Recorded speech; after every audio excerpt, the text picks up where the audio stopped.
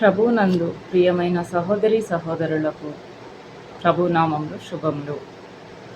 ఈరోజు నేను మీ అందరితో ప్రభు గురించి, ప్రభువు ఈ లోకానికి వచ్చిన కార్యముల గురించి తెలియజేయాలని ఆశపడుచున్నాను. మొదటగా ప్రభువైన యేసుక్రీస్తు మన కోసం ఈ లోకానికి రావడానికి కారణం ఏమిటి, అది తెలుసుకుందాం. ఈరోజు ఈ భూమి పైన మనం జీవిస్తున్నాము అంటే దేవుని యొక్క మహాకృప.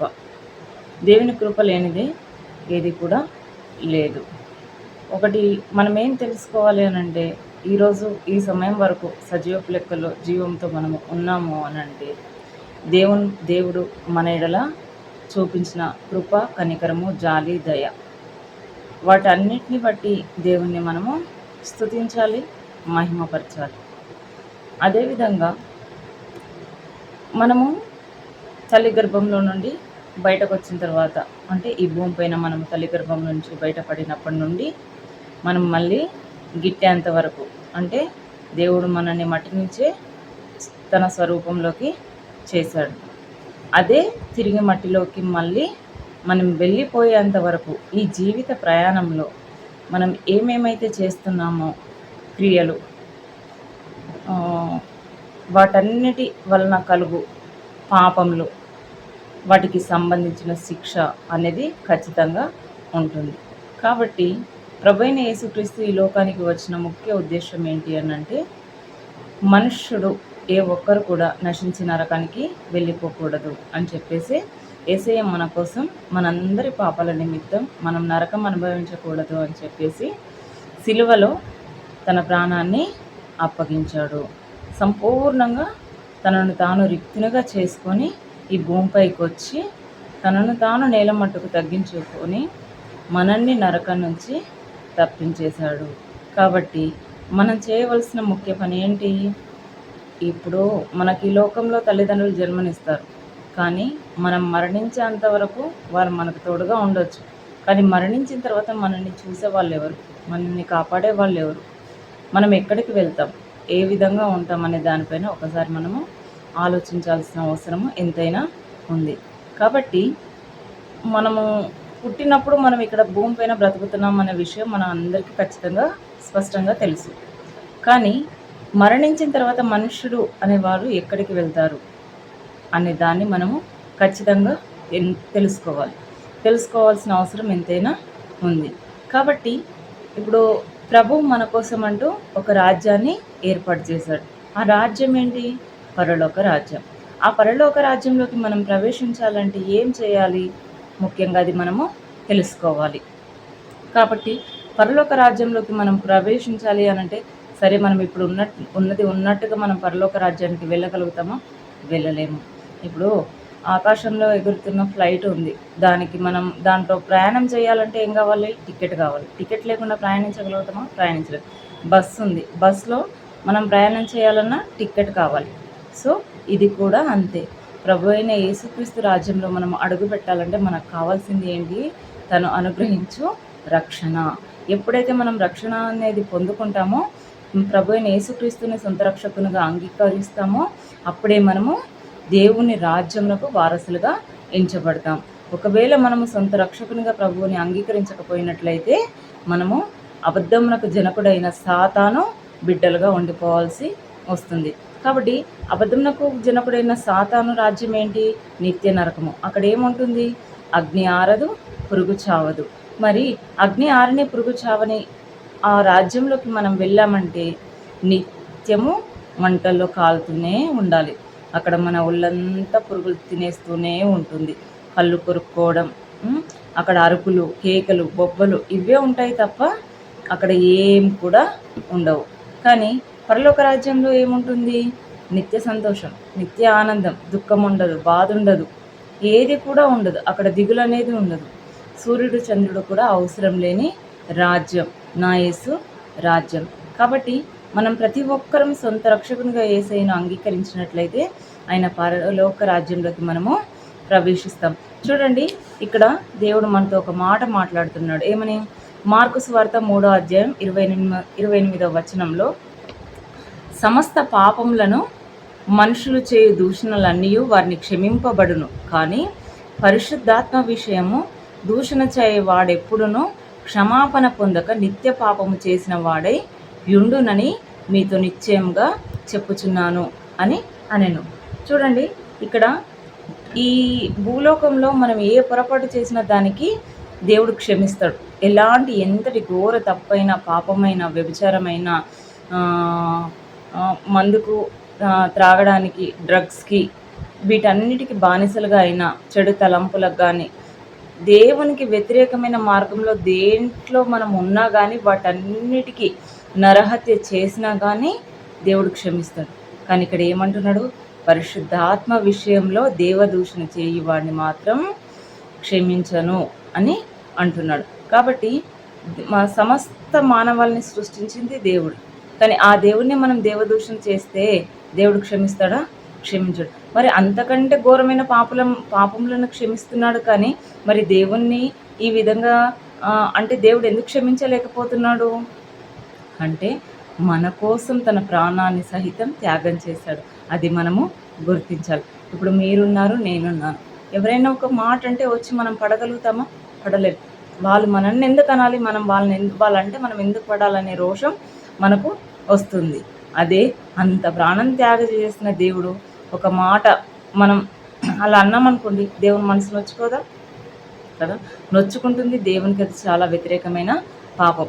సమస్త ఎన్ని పాపాలు చేసినా నేను క్షమిస్తాను అంటున్నాడు. కానీ నా విషయంలో నన్ను దేవదూషణ చేస్తే మాత్రం క్షమించను అని చెప్తున్నాడు. కాబట్టి పరిశుద్ధాత్మ విషయంలో ఏ ఒక్కరం కూడా చిన్న మాట అయినా దేవునికి వ్యతిరేకంగా మాట్లాడడానికి వీల్లేదు. అన్ని పాపముల కంటే పెద్ద పాపం అది.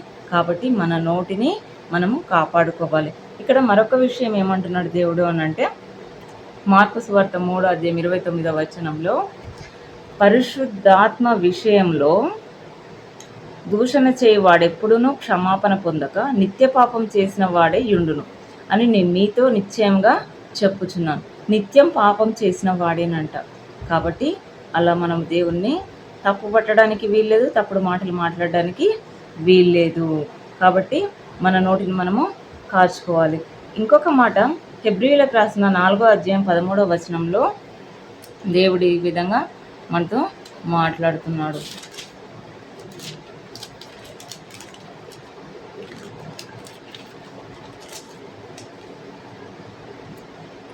మరియు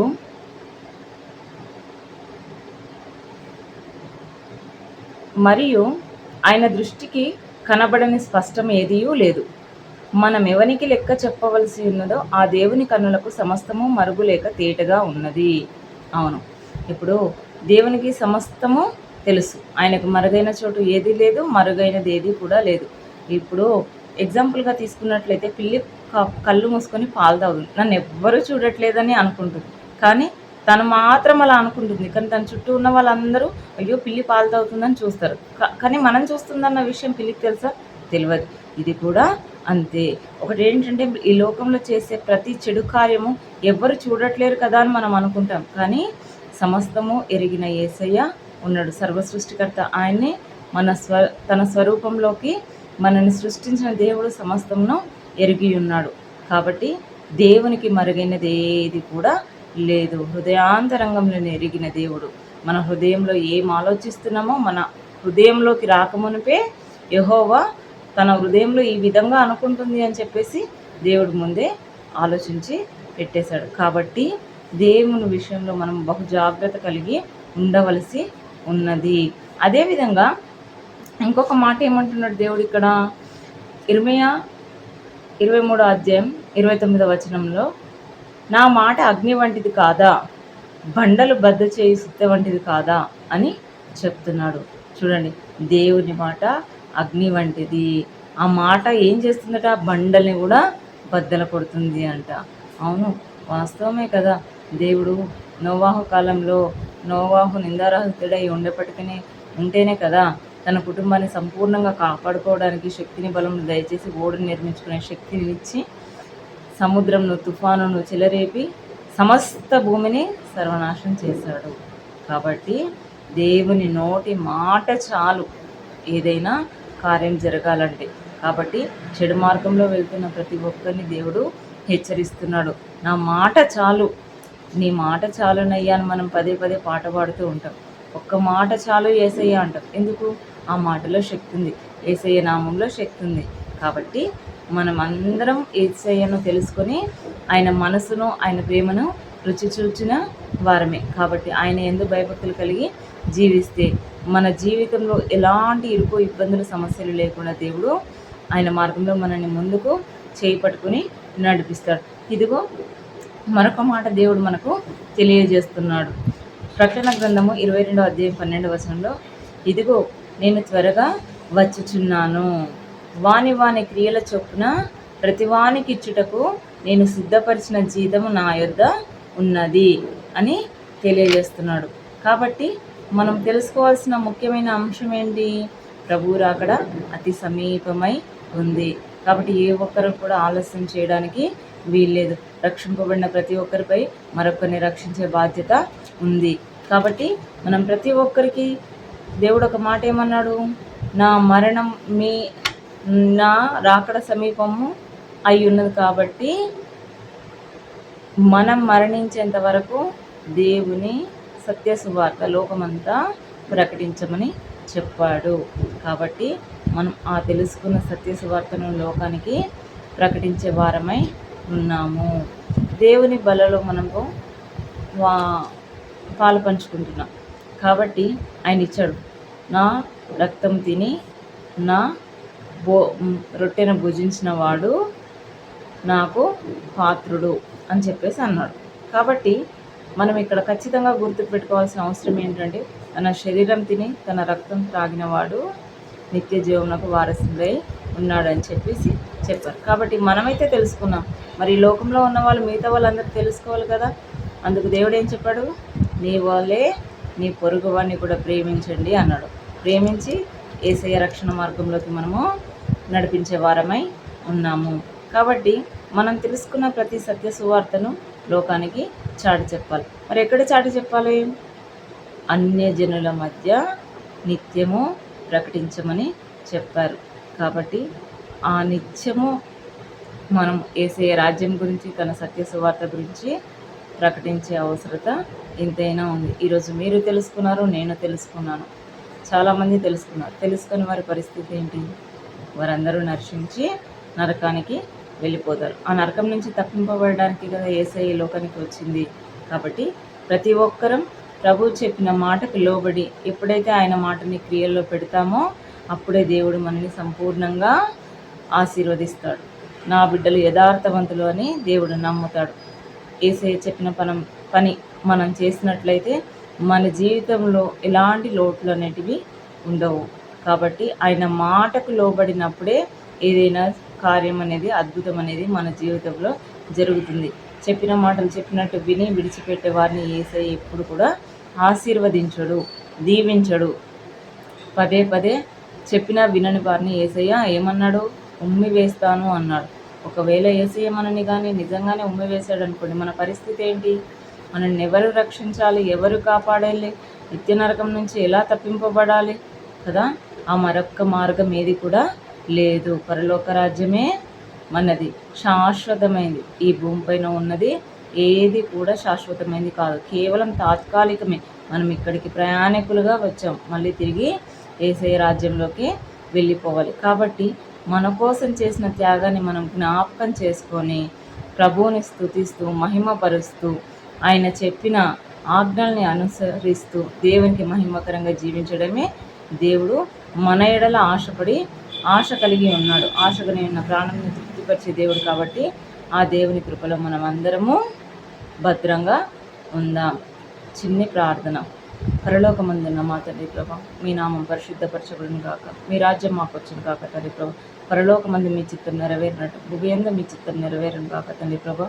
మా అపరాధములను మేము క్షమించిన ఎడల మా అపరాధములను కూడా మీరు క్షమించండి తండ్రి ప్రభా. మా అనుదిన ఆహారం నేడు మాకు దయచేయండి. మమ్మల్ని ఇరుకు ఇబ్బందుల నుంచి, సమస్యల నుంచి, వ్యాధి బాధల నుంచి తప్పించి సాతాను దుష్టుడు ప్రతి కీడు నుంచి మమ్మల్ని తప్పించండి. సమస్తము నీ చేతికి అప్పగించుకుంటూ యేసయ్య అతి పరిశుద్ధ నామములో ఈ ప్రార్థన మనం సమర్పించి అడిగి వేడుకొని పొందుకుని నా పేపర్లో తండ్రి. ఆమేన్.